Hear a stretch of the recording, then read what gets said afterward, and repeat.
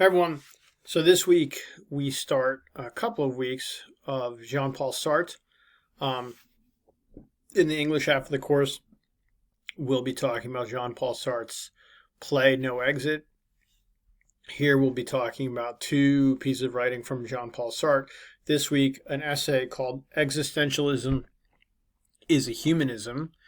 And next week we'll be doing an excerpt from his book Being in Nothingness.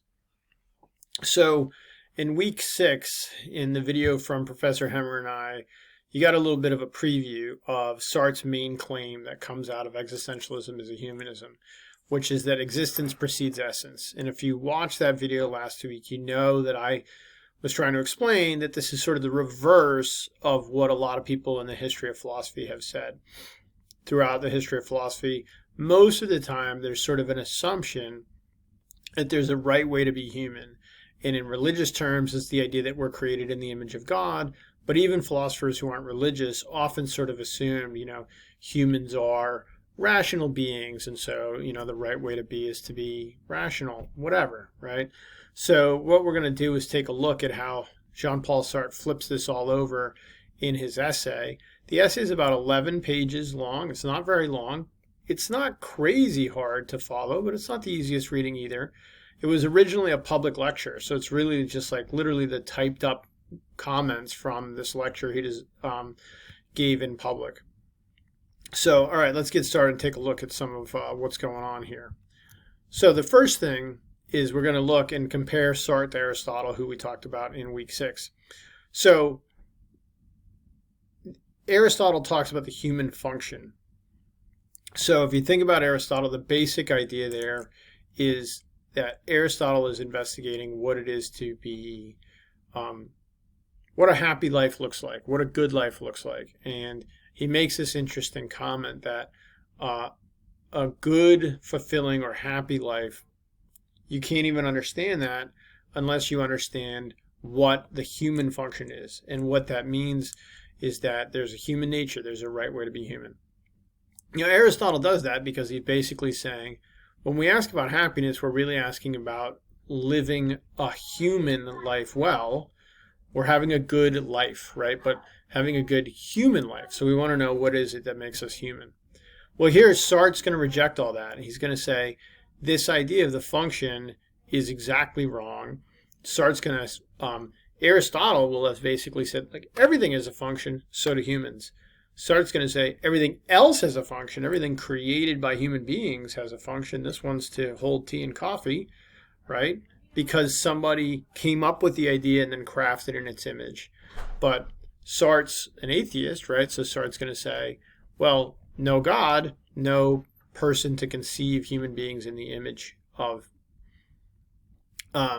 So you want to start thinking about this question of human nature. Do you think there is a human nature at all? Do you think, oh yeah, we're told we could just act however we want to act? Or does it make sense to say, like, no, if there's some ways we're acting, we are sort of failing to live a human life?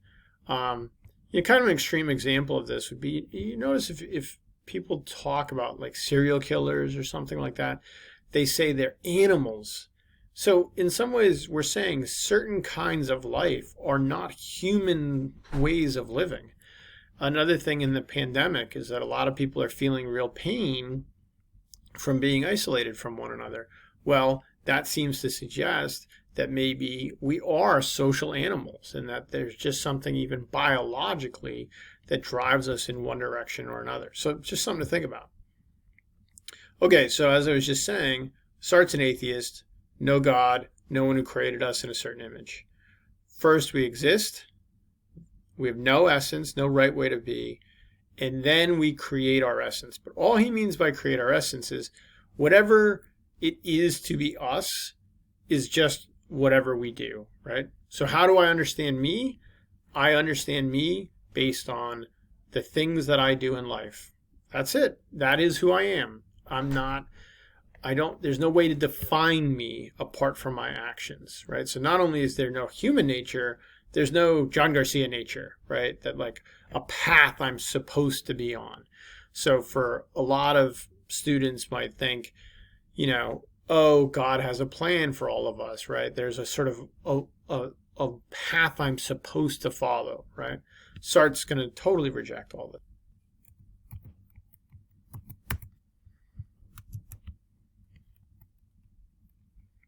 Sorry about that. Okay, so now Sartre kind of makes this sound a little bit dire, right? He has this phrase, "we're condemned to be free." So we need to kind of understand what he means by that. So not only is there no human nature, this is where it gets a little more controversial. There's nothing that makes one choice better than any other choice. And we would think this is crazy. Like, of course, murder is worse than being nice. That's just obviously the case. And I think Sartre would say, like, no, what makes one worse than the other is that we all decide one is worse than the other, right? So we choose to say murder is wrong by not murdering. The thing that's weird, right, is if somebody chooses to murder, what are we to make of that, right? It would seem like, well, clearly this person did something that's just objectively immoral. But Sartre would say, like, well, where does that come from? Where does this idea of objective immorality come from? It doesn't come from God. There's no source of it anywhere, right? So there's just no way to say that anything is objectively right or wrong. So a lot of people are just like, boop, time out. This Sartre's stupid. I totally reject this, right? But if you think about it deeply, there's something kind of interesting about what Sartre's saying. So let's take a much more mild example than murder. And let's use the example of smoking. So Sartre's going to say, like, nobody deliberately chooses to do the bad or what's bad for them, let's say, right? And Plato actually says the same thing. But we know people smoke knowing it's bad for them. So this seems to suggest that, like, obviously, Plato and Sartre are both totally wrong. But Sartre's not an idiot, right? So Sartre's not saying nobody chooses to do something that's unhealthy. Sartre's saying nobody chooses to do something that they believe is worse for them than the alternative, right? So someone who smokes knowing it's unhealthy is saying, I choose the pleasure I get from smoking over the health consequences I get from smoking. So I've decided that I think this is worth doing. So even though it's unhealthy, it's still something I see as good, right? Now, we might look at someone who does something insane like murder or something like that, and we might say, well, that person's crazy, they're wired wrong, or whatever. But the fact is, right, somebody who kills does it because for whatever reason they believed it to be right for them in that moment, right? And we might say they were nuts to think that way, but they believed it was right. And this is so important. This doesn't mean it's okay then. Somebody's like, well, I thought it was okay. That doesn't mean we let them go. This is the key to Sartre's next point. If there's nothing beyond our choices that makes something right or wrong, then we bear the responsibility for our choices. Okay? So again, let's go make a much calmer example. It helps us understand this. Is there any way to know whether it's more important for you to go to class or more important for you to pick your mom up at the airport or your grandmother up at the airport if they're visiting? There's probably no way to decide that. So you have to decide which is more important. And if you're grown up, right, then there's consequences for either choice. If you don't go to class, maybe you lose points. If you don't pick up your mom or your grandmom at the airport, they're pissed off at you. And so you bear the weight of that. If you choose to commit a crime, you can be arrested, you go to jail, right? This is the idea. If you now, instead of thinking about murder, think of someone who commits a crime in the name of justice, like civil disobedience, right? So I'm Martin Luther King Jr., and I say, I'm going to do this thing even though I know it's against the law because I believe that going to jail is worth the price. So in that case, someone commits a crime, but does it believing it's the right thing to do and is willing to accept the responsibility. But again, much easier to think about, much more normal example of this idea that we can't ever say, being a teacher is better than being a doctor, is being better than some other profession, but we have to accept that. Why was it right? I chose it, and in choosing it, I said it was worth doing. So there's another weird consequence of this. Sartre's going to say, in choosing, not only do I choose for me, I choose for all, which seems absurd again, right? It sounds like, well, wait a sec, that's dumb. It's not like I'm saying everyone ought to be a teacher. But in a way, I am. What Sartre's going to say, right, is that when I choose to be a teacher, or I choose to get married, or I choose to have a child, I don't do them because they're right. I'm telling you they're worth choosing by doing them, right? So it's my way of saying to the world, this is worth doing, right? So we send the message. We're like walking billboards for our life choices. What I like about Sartre is really two things. He's anti-hypocrisy and he's anti-excuses, right? So think of all the excuses we make in life. Oh, I'm sorry my homework's late. I had to take my brother to practice.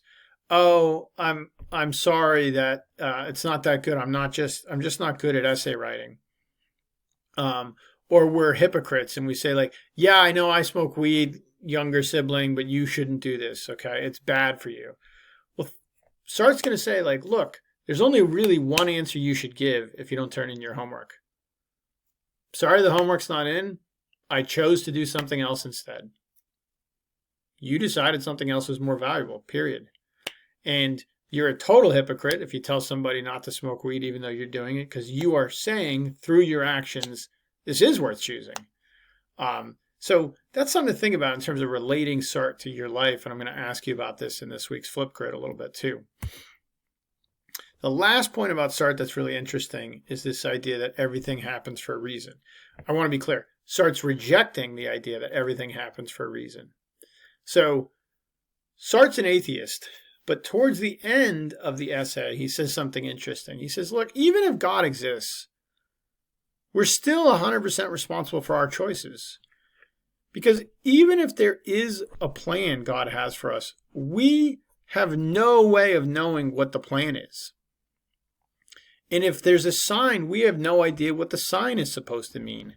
So he's going to tell a story about this Jesuit, which is a Catholic priest that he meets in prison. And the Jesuit chooses to interpret a bunch of things that happen to him a certain way. But Sartre's point is, he could have chosen to interpret those things a different way. So we're still responsible for our lives because we ultimately have to decide for ourselves what we think God's plan is for us, what we think a sign means. So there's no way to ever blame anyone but ourselves. So this essay, Existentialism is a Humanism, people are basically criticizing existentialists, and he's responding to that. And basically, Sartre's response is going to be, what's worse? Saying somebody's a bad person or a Nazi sympathizer because they can't help it, because they got swept up in the moment, because that's just how they're built, or just saying they did it because they chose it. And he's going to say it's actually more admirable to just say people do these things because they choose them. And it's sort of a call to take responsibility for our own freedom and accountability in our lives. So it's something I want you guys to think about a lot this week, and we're going to think more about it next week. We're going to get into a new concept next week called bad faith, which is going to be another difficult concept, but it'll be a short reading, and we're going to really work on that, just that one little idea, because that's what your next paper is going to be on, is how bad faith shows up in No Exit. All right, look forward to seeing your flip grids and hearing from you.